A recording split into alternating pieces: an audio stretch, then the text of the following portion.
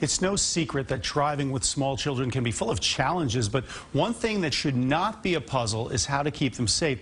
Joining us this morning is Dr. Debbie Riccardi, Director of Community Outreach at Cohen's Children's Medical Center, to discuss this as Buckle Up for Life kicks off today for Child Passenger Safety Life Week. Debbie, thank you for coming in. Good morning. Thank you for having us. Yeah, the big questions here. What's the most important thing people need to know about car safety? 3 out of 4 car seats are installed incorrectly. 3 out of 4? 3 out of 4. Wow. So parents, caregivers need to understand how to make that not a mistake, not a misuse.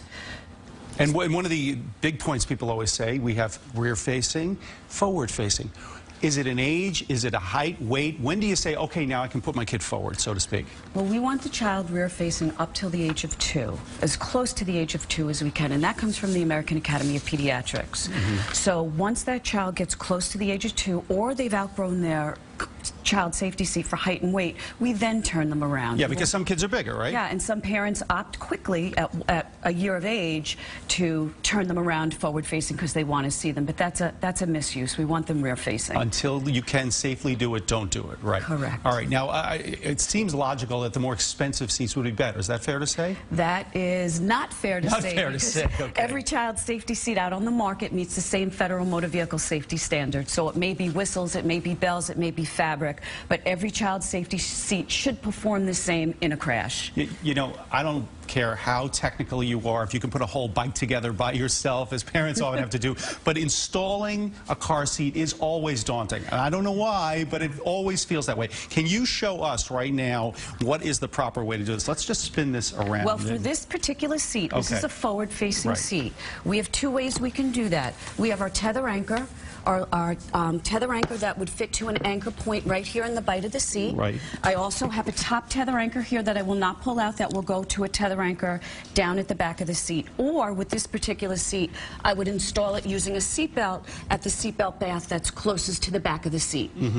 And when people have problems about this, sometimes you just sit there and you think it's in, you're waiting for that click and you don't get it. What do you turn to if you're having a problem? Let's say I'm just not getting it right. Is there a website, is there a way for answers? Well, buckleupforlife.org has great information on the website. Right. Child safety seat checks are in the community, and I know that we go out into the community to educate thanks to Buckle Up for Life and Toyota and Cincinnati Children. So we are out there providing the education. For parents that have issues, they certainly can call Cohen Children's Medical Center or go on the buckleup.org website. It sounds like an obvious question, but is there ever a point where this seat always stays in the back seat, correct? This seat, you want a child situated in the, if it's one child we're doing a car seat installation, in the back in the center is the safest. Right, never in the front seat. Never in the front seat. And tell us why. There's a big reason there. You're closest to the point of impact. Right. So children 13 and under should be in the back, and everybody in the vehicle should be buckled up. And that statistic you gave me struck me. 3 out of 4 installed incorrectly. 3 out of 4. So viewers right now really should get out there and check their car seats, right? They should. They certainly should. And what you want to do is, a couple of misuses is, you have your harness retainer clip here. Right. This is at armpit level. You want to do the pinch test where this is nice and tight where you can barely pinch it.